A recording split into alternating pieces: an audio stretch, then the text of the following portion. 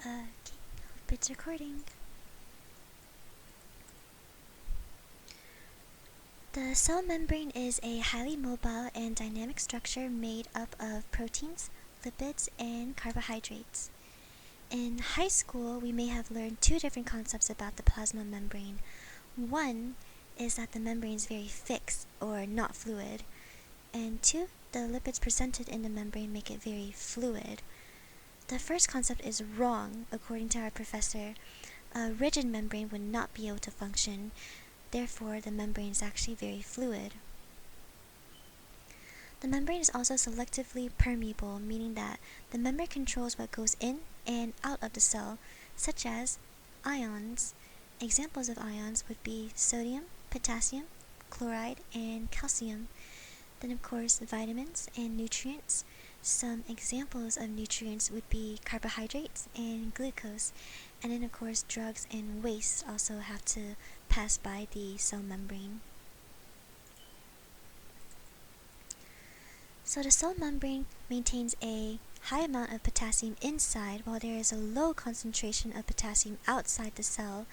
As for sodium, there is a small concentration on the inside of the cell, about 10 micromoles, while there is a high concentration of sodium on the outside, about 135 to 145 micromoles. The concentration of these two ions are maintained by the cell membrane, or more specifically, the transport proteins on the membrane, one of them including sodium, potassium, ATPase, but our professor also likes to call it NKA. Ion concentration in the blood and in the cell is very critical in maintaining normal physiology. An organ can die in minutes if this balance is disturbed. For our next topic, we're going to talk about the types of transport. The first one is going to be simple diffusion. Simple diffusion involves no membrane proteins. The molecules simply diffuse from high to low concentration. An example of this would be oxygen. When we breathe in, oxygen moves into the cell by simple diffusion. Facilitated diffusion is just like simple diffusion, except it involves a membrane protein to transport the substrate from high to low concentration. For example, glucose amino acids, these are not ions, however they are charged, meaning they will require a membrane protein to transfer them into the cell. And lastly, we have active transport. Active transport is the uphill movement of substrates from low concentration to high concentration, and this process does require energy, mostly in the form of ATP. So if we made a graph with the substrate concentration on the x-axis and the velocity as the y-axis, you would see that the solute transport will approach an asymptote. In other words, the solute is going to saturate at a certain level for facilitated and active transport only. The asymptote is going to be called Tm, or transport maximum, and then the kT will be the amount of solute present at 1/2 of the transport maximum. For simple diffusion, the solute will never saturate, and this is because simple diffusion does not require a vehicle to transport solutes across the membrane, so particles will continue to move across the membrane basically forever.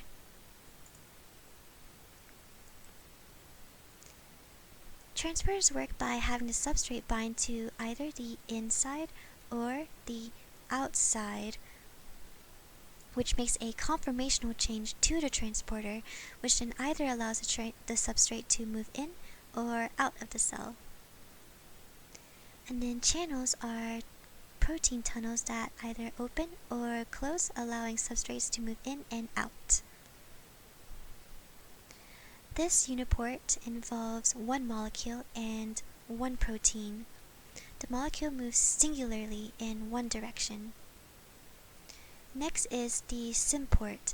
This is a protein that allows two molecules to move through together in the same direction.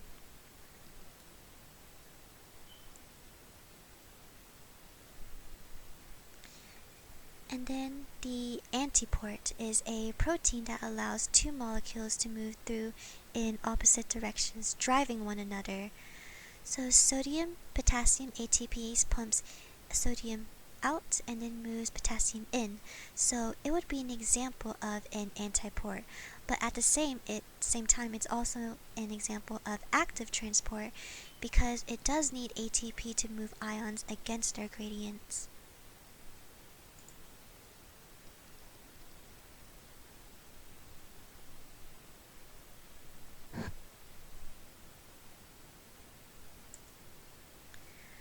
So the book divided active transport into 4 different categories. The first one is FATPase. ATPase just means the hydrolysis of ATP into ADP, and this is always in the mitochondria and bacterial membranes. The next type is the V-type active transporters, and they are found in lysosomes. So we all know that lysosomes are vesicles that are highly acidic in nature inside. So to maintain this acidity, we're going to need V-type transporters to maintain the low pH inside the vesicles.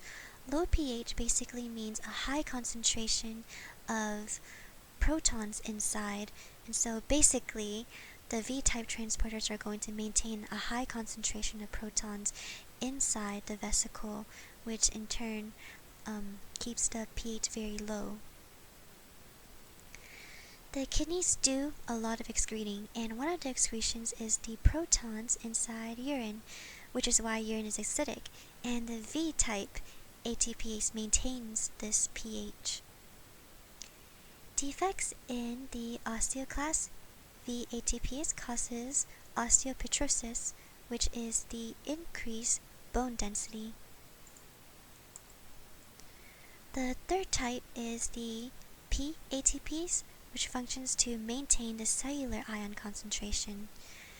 Nka is normally found on the plasma membrane and can drive molecules to be transported, such as sugars. So calcium ATPase can be found on the plasma membrane, but it can also be found on the sarcoplasmic reticulum right here. Calcium plays an important role in the contraction and relaxation of the heart, so a mutation in calcium ATPase will cause cardiomyopathy, and then NKA mutations will cause migraines. The fourth type is the ABC transporters, like P-glycoprotein and MRP, function to excrete toxic metabolites and xenobiotics. So here we see calcium transport and mobilization in muscles. And the two types of muscles we're going to be talking about are the skeletal and the cardiac muscles. So as we can see, comparing the skeletal and the cardiac muscles side by side, we can see that calcium transport in the skeletal muscle is much simpler than calcium transport within the cardiac muscle cell. And this makes a lot of sense because the skeletal muscle cells just need to contract and relax, while the cardiac muscle must maintain a certain rhythm, which requires a lot of ion movement in and out of the cell. So when the skeletal muscle contracts, we're going to see depolarization within the cell membrane. This depolarization is going to activate the voltage-dependent calcium channel, or VDCC, as seen here. Once VDCC is activated, it will in turn activate the channels on the sarcoplasmic reticulum, or the SR. The cell normally does not have a high concentration of calcium inside because once calcium comes into the cell's physiology is changed.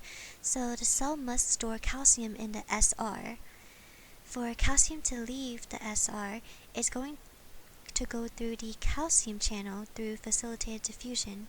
And once again, that calcium channel is going to be activated by VDCC. So once the SR is activated, calcium is going to go through the calcium channel and it's going to then bind to calmodulin. And once it binds to calmodulin, calmodulin is going to be activated and it's going to activate the enzyme MLCK. And once MLCK is activated, it's going to then phosphorylate myosin. And after that, all of that happens, the muscle cell is going to contract. So after contraction, the muscle has to relax, meaning that calcium must go back into the SR. And for this to happen, we need calcium ATPase.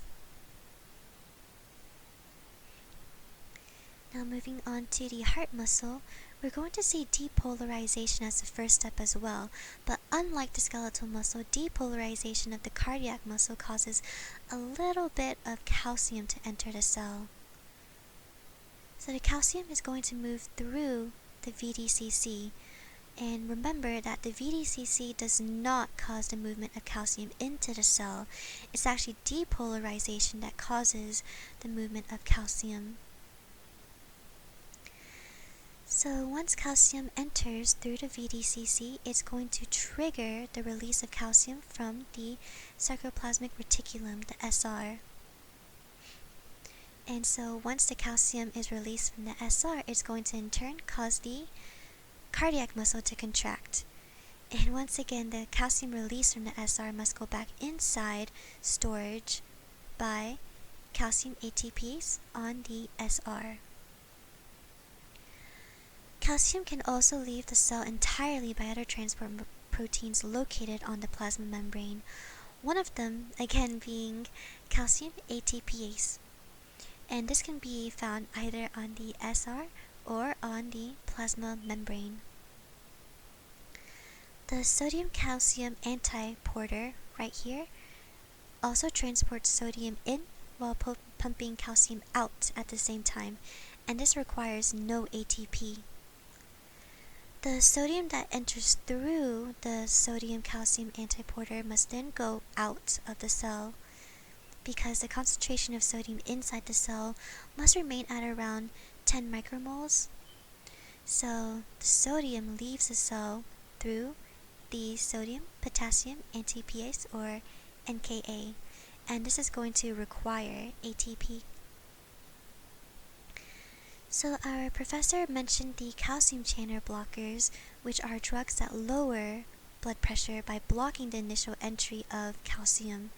This is going to reduce all of the events that I just mentioned, and it's going to cause the heart to beat less and work less.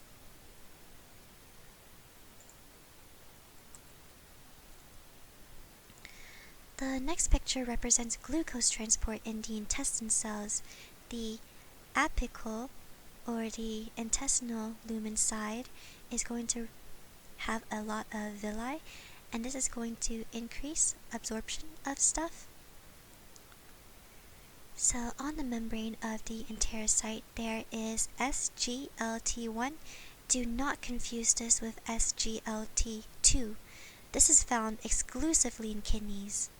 So SGLT1 is going to transport glucose along with sodium inside the cell.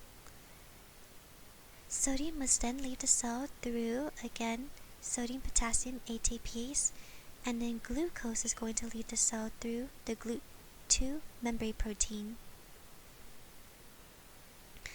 Another monosaccharide, fructose, can also be transported into the cell through GLUT5, which is then promptly transported out through GLUT2, just like the glucose. So, what if sodium-potassium ATPase stops working? If it suddenly stops working, glucose would not be able to enter the cell because there would be no room for more sodium to enter the cell, carrying glucose along with it.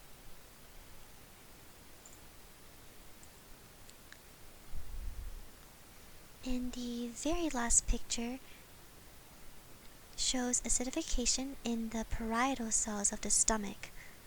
So, protons right here, it's H+, comes from the reaction of water and carbon dioxide. The potassium is going to be transported out of the cell through an antiport, and once the proton leaves the cell through this antiport, it's going to allow potassium to come into the cell. This potassium is then going to be transported out through a potassium channel seen right here. Now going back, bicarbonate seen right here is the second product of that reaction between water and carbon dioxide.